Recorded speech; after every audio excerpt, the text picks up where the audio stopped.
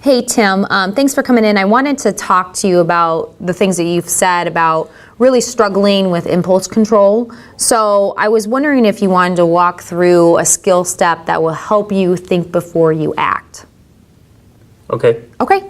What's going to happen is I'm just going to kind of walk through the steps. I'm going to role model the steps, and then I'm going to have you practice it back. Okay. Each of the steps is either a thinking or an action step. And so if it's a thinking step, I'm going to do this because obviously with T4C, that's how we learned.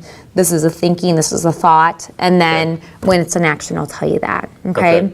So there's 4 different steps. The first one is a thinking step. So really identifying the situation that's risky and maybe those risky thoughts that are associated with it. That second step is also a thinking step, and it's really about telling yourself stop and to think about those consequences of that behavior.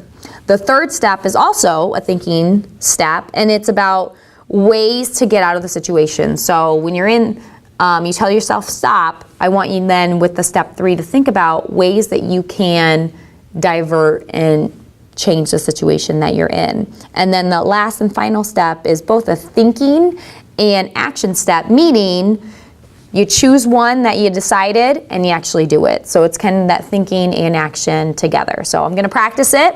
We can kind of tease it out, and then I'm going to have you practice it as well. Okay? So, gosh, that really icky situation I always find myself in is when I'm spending time with my old high school buddies. That's a really risky situation for me because I don't really see them very often, and when I do, it is all about partying. Those are a lot of thoughts that I have with partying, getting drunk, reminiscing, telling war stories. So that's just a really risky situation for me to be in.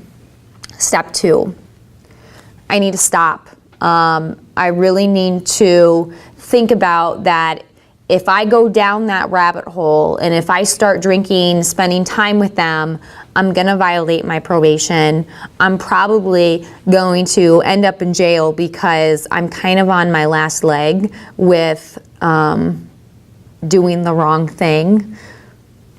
Step 3. What I need to do in order to get out of this situation is be honest, tell them, you know what, this is the situation I'm in, I'm on supervision, I'm on parole, and every single time we do something, it always ends in something bad. So I just need to say, hey, great to see ya, and leave quick. I don't need to mess around, I don't need to hang out, I just need to leave, tell them, hey, yay, bye.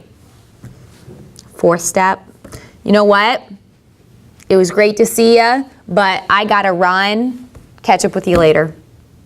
Does that make sense on how that goes? Yeah, that was good. Okay, so you go through those steps, and you don't need to use that same situation, just whatever situation is risky for you. Okay.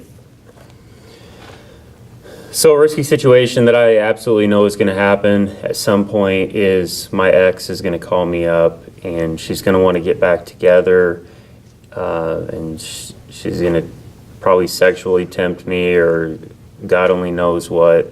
And the reality is that has just not led to anything good. So I really need to stop right now and kind of think about what the past has looked like with her, with using, having kids together that neither one of us can take care of. A lot of yelling. There's been physical altercations, and just it's nothing good. So when that situation happens, I guess I can just not answer the phone. I could answer the phone and tell her I can't do this right now and make up an excuse, but then she's probably going to call me back. Or I can just tell her that I am done for good. So last step is choosing. I think I'm going to just choose to tell her that I'm done for good.